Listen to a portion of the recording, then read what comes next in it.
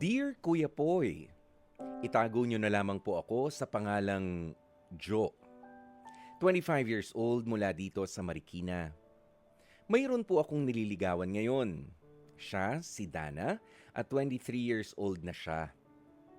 March 2023 nang simulan ko siyang ligawan. Higit 2 taon na ang nakalilipas, Kuya Poy. Klaro naman ang intensyon ko para kay Dana simula nung nag-umpisa akong ligawan siya. Pinursu ko talaga siya, Kuya Poy. Lagi akong available para sa kanya. Isa lamang po ang tingin kong simula sa una ay hindi ko nalinaw kay Dana. Yan ay kung may pag-asa nga ba ako sa kanya. Sa more than 2 years ko na panliligaw, hindi ko alam kung may progress na ba ang koneksyon naming dalawa. Hindi ko rin alam kung may patutunguhan pa nga ba. Hindi naman ako nagmamadali, Kuya Poy, ha? Handa naman ako maghintay, pero hindi ko alam kung gaano pa katagal o kung may hinihintay pa nga ba talaga ako sa panliligaw ko kay Dana. Nanggaling din kasi si Dana sa isang long-term relationship na minsan ang sumira ng kanyang tiwala sa mga lalaki. Naiintindihan ko naman na nag-iingat lamang siya na mangyari ulit ito. Pero naniniwala naman ako na ilang beses ko na siyang napatunayan at nabigyan ng assurance na gagawin ko ang lahat-lahat para hindi niya na muling maranasan pa ang sakit na yun. Kuya Poy, sa totoo lang mahal ko na po si Dana. Pero hindi ko alam kung worth it pa ba kung itutuloy ang panliligaw sa kanya. Lalo't ramdam kong tila paulit-ulit lamang ang ginagawa naming dalawa. Magde-date, magtatawagan, pero walang malinaw na boundaries. Walang malinaw na patutunguhan.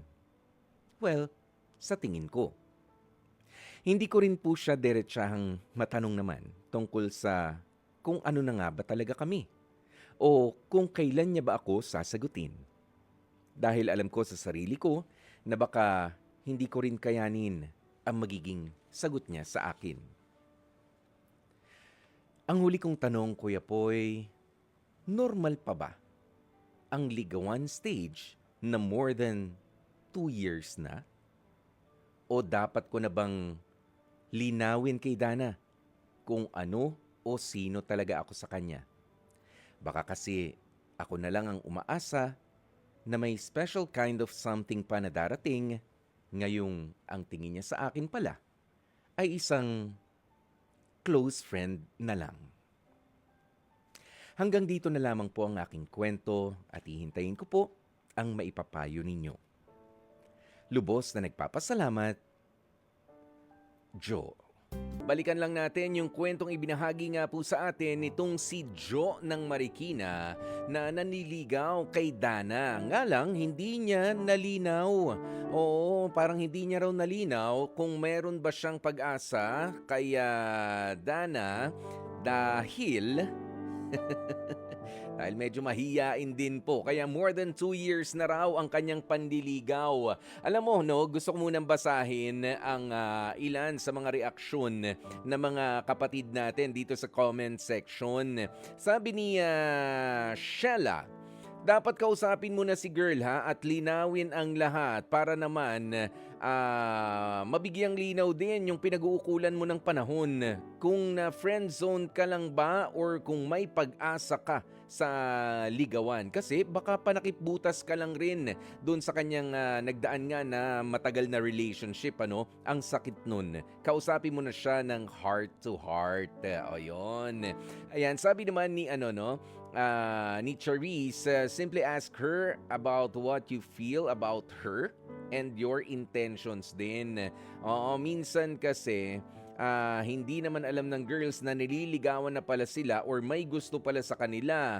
O kaya yung mga guys, kailangan sabihin din right away what their intentions are. Si Gail Enriquez sabi niya, sa mga kababaihan dyan, huwag kayong magpapaligaw kung hindi naman pala kayo handang makipagrelasyon. Stop wasting other people's time. Pwede rin. Oo, pwedeng ganoon, ano. Pero, eto na nga, ano, Jo, for more than 2 years na panliligaw, sabi mo, oo, ay wala pa ring linaw, ano ba talaga kayo, ano ba ang label, pero dun nga tayo babalik eh. Bigyang linaw mo muna. Oo, yung pagsama-sama mo ba sa kanya. Sabi mo kasi, lagi kang available para kay Dana. 'Di ba? From 2 years ago hanggang ngayon, lagi kang available sa kanya. Ano, magpapasama, magde-date, ano nga yung mga ginagawa ninyo? Parang ganun lang, ano, paikot-ikot. Oo, magde-date, magko-call, pero walang malinaw na boundaries, parang walang malinaw na patutunguhan. Ako naman, natutuwa naman ako kung meron pa ring babae na okay lang sa kanya at hindi nagmamadali na magkaroon ng jowa. Ha, para sa akin, okay lang 'yan. Abutin man ng 2 years ang paniningalampugan mo, ang panunuyo mo dito kay Dana, walang problema. Pero kung talaga may agam-agam ka na, ano ba talaga tayo, may pag-asa ba ako, simply ask. 'Di ba? All you have to do is ask. Jo, 'di ba nagkakatawagan kayo? Nagde-date kayo, hindi ka naman siguro makikipag-date na basta-basta bilang isang babae sa isang lalaki na alam mo namang kaibigan mo lang. 'Di ba? Ayan, pero linawin lang din natin, Jo, ha, yung mga paglabas-labas nyo ba ni Dana, ano ba napapansin mo? Para na ba kayong magbarkada? Para na lang kayong friends? Oo, kasi iba rin yung turingan na nagliligawan talaga doon sa parang naging magbarkada na. Yung kasi ang fear mo, 'di ba, Jo?